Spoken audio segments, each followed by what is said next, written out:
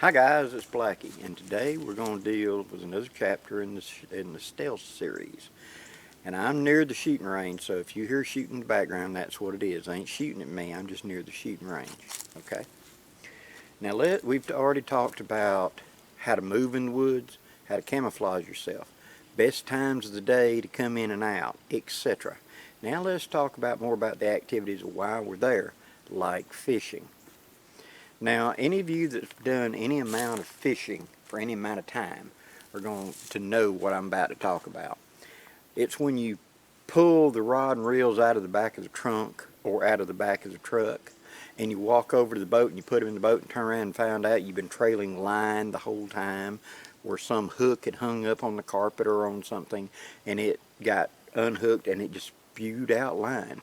Or you've got them laying in the boat and you're going to dig out a different rod and you're fishing over here and you got your trolling motor going and suddenly one of your rods jerks and does like that and you look and the line's done hung up on something and you got to stop and clear it. The line just seems to magically find a way to hang up out of rod and reels and fishing gear, because you got that hook out there and it's just going to magically find something. And so that makes it very difficult for us to be able to come out here to the field and come in here quietly stealth to fish. Because how do you get in without making a big racket or all this stuff you got to drag through the woods? Well, one, if you are going to carry a rod and reel, the thing to do is to grab it and point it straight back behind you. I like to tuck it up under my arm like this so it's kind of centered, where it would be kind of centered in the middle of my back going straight back. And I walk up. I make sure that all my hooks and all are fully secured and there's no way that a hook can come loose, hook me, or hook anything else. Okay? And that's one way I come in. But my preferred method, rather than carrying all of that stuff, is a hobo reel. Now, for those of you that don't know what a hobo reel is, all this is a tin can. Now, there are different kinds of cans. Some are a little thicker than others, and you want one a little bit thicker. And so this was actually a bean can that I took and cleaned up real good. And then down here in the bottom, I want to drill a hole in the very center of it. And I'm going to use a wooden dowel. In this case, it was an old broom handle I recycled. I drill a little pilot hole in the center of the broom handle. Then after I've drilled that little pilot hole, what I want to do is take a big wood screw, like 2 inches long, and screw it straight into this side. You may want to put a washer between it to make it a little thicker on that bottom to grip it a little bit better. Once I've got it drilled in, screwed in, I unscrew it and then I coat the screw with wood glue and screw it back in. That'll hold it fairly secure. Now, this lid come off of like nuts or potato chips or something like that, or a lot of times you can look around your grocery store around where the dog food is and you'll find these lids that are supposed to snap onto a dog food can. So you're not going to feed, it's a small dog and you got a big can. You're going to dip out some and snap it on, put it in the refrigerator to feed the next time. Well, some sort of rubber lid that snaps on. Okay. Fishing line has then been wrapped around this, and then inside of here I carry my fishing tackle in there. I've got hooks, lures, all kinds of artificial baits, stuff like that in there. And you just take the fishing line with your weight on it, pull it to the inside, and then you let the lid come down and grip it and keep it from being loose, to keep the line from doing anything. Now to fish with this, all you got to do is you take your line out here and take your fingertip and pinch it. And then you're going to sidearm throw. And when you throw, when you get about like there, just straighten your finger, let your finger move, and it'll spiral off. And you can get, with a little bit of weight, you can cast this thing a pretty good way. When it lands, you take this hand and you grip around the line, and then you take this and you do this, and this is how you reel it, which winds it back. And so I can reel the fish in that way. Small, compact, does not attract a lot of attention. I could flat black that, make it dark. Remember in my last video where I showed about caching stuff up under the pine straw? It'd be easy for me to leave something like this out there at that site now, wouldn't it? Something I can come back to later. And I'm not out nothing, am I? So, little bitty tip and trick. But the other thing is, this has other uses as well. Now, let us talk about how we can use this as a diversion. something to get somebody off of me with. Remember in my first video I talked about using a yo-yo reel as a distraction, something to pull you off on a wild goose chase. Well, I can use fishing line and lures for something similar. Now let's suppose that out here in these woods that I'm coming in from that way and I'm going down here in these woods. I've got my route roughly picked out down through here that I want to go. I want to add a little bit more, so I'll take one of these but without the fishing equipment, but just a can, and I'll spiral a bunch of line on it. And I'm going to come in when I can see and very quietly make a path from A to B, because I'm coming in on this side. Imagine this is a big horseshoe. There's a road running all the way around, and on the far side is a part of the lake I want to get to where I can fish, and I'm kind of got covered, nobody can see me. See? So on this side, for a depth of about 20 yards, I'm going to make no alteration. I don't want you to notice anything different. But about 20 yards in is where I'm going to start clearing my little path, and all it's going to be is about that wide. And it's going to meander a little bit. Okay? And I'm going to clip this little limb off out of the way, redirect that so I've got a path. I want it to look like a natural game trail so it does not attract attention. And then when I get to the far end, and I figure out, okay, this is where I want to come out, right here. Again, about 20 yards from the end or so. I'm going to go all the way to the end. And I'm going to take that fishing line, and I'm going to take a big old fishing lure, something I don't care anything about. I want bright colored, but something I really don't care. You know, I pick it up out of a junk box or whatever. It's a fishing lure, I don't care. I'm going to cache it at the end of this line, at the end of that trail, up under the pine straw at a place that I can get to quickly and easily, right at the edge of the trail. So if my trail begins back yonder at 20 yards, I'm going to bring that line all the way to here and cache it at the base of this tree right over here, in a place that I know where it's at. Okay? And then on the other end of this line, because I'm going to trail it all the way back to this end, I'm going to do the same thing and leave line like that on this end. Why am I doing that? This is a guide so that when I come in here at night with just my little red lens flashlight, I can come up to this point, go forward and find my line, and holding on to my line of my flashlight with really dim light. I'll even take a red lens and I'll put tape across it so it's just a little sliver of light. And I'll walk in letting this guide me through my trail, in and out. Okay? So it's a touch guide. If I have to go completely black, click, for whatever reason, I've still got something I can guide myself with back along my trail and be quiet. Okay? Now here's how it can be used as a diversion, a distraction or whatever. I'm over this way and I realize you're following me. Okay? Now let us sidebar here for 1 second.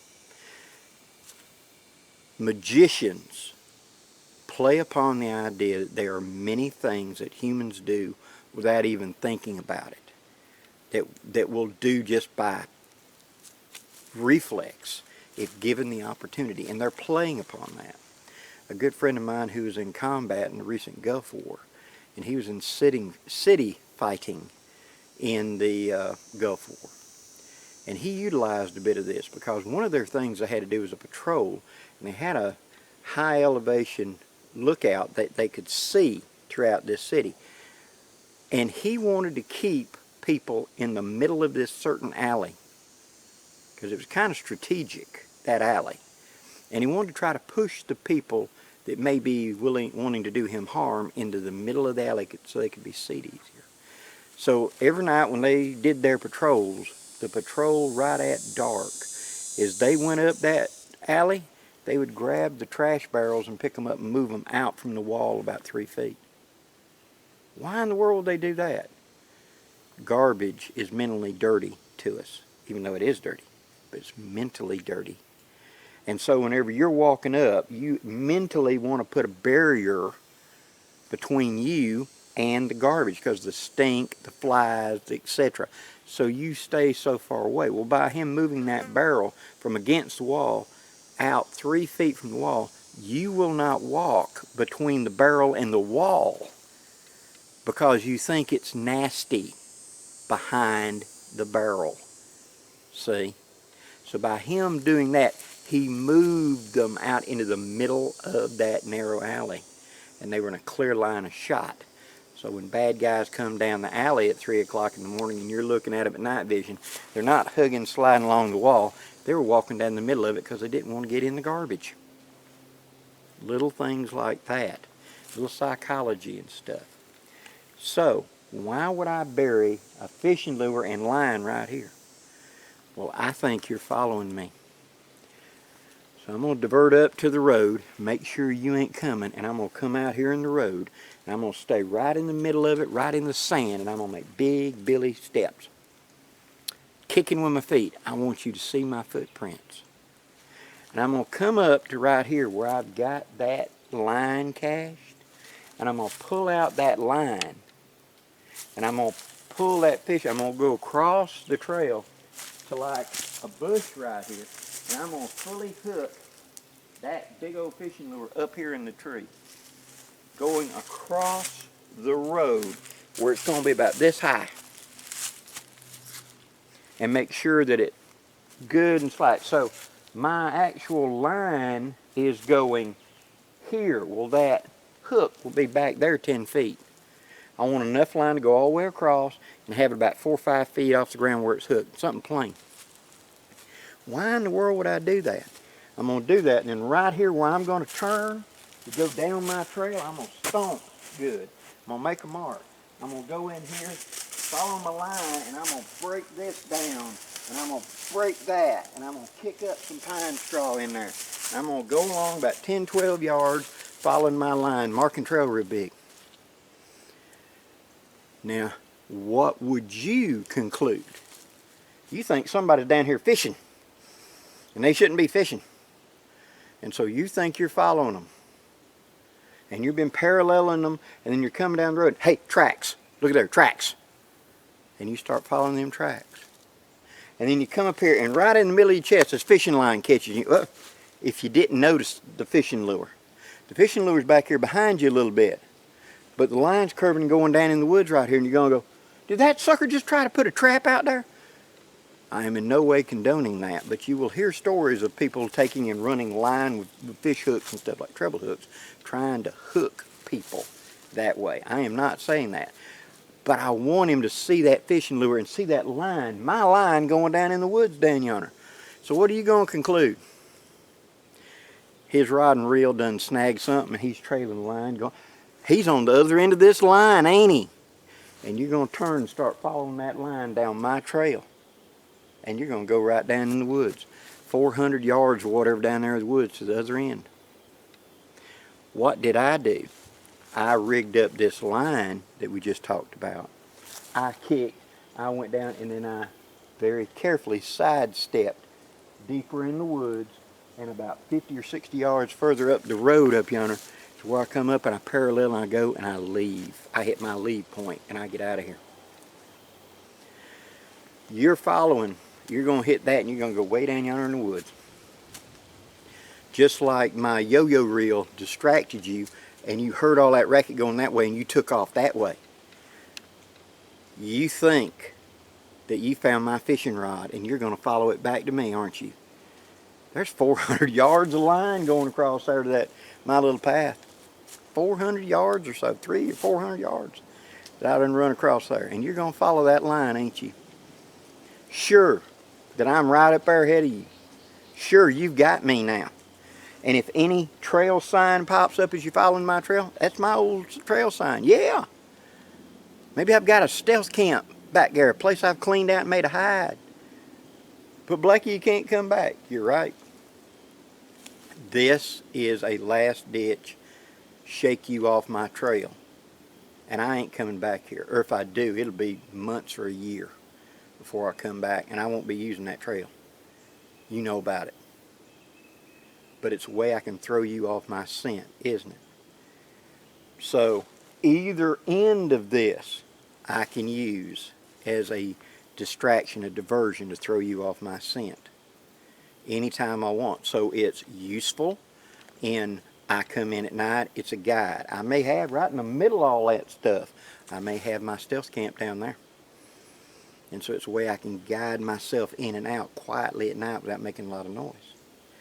At the same time, if I think you're on to me and you're following me and I need to distract you, I can pop out, come here, pick that up, pull it across the road, hook it, make sure the line is up here on the thing, kick, bend, go down there and turn, side step, go down, pop out down yonder and go to my go. And you're going to come along, hit that, and turn and follow that trail because you think you've got me now. And you're going to go down that trail. And I've shook you off my tail. What have you gotten? 2 old fishing lures and some line.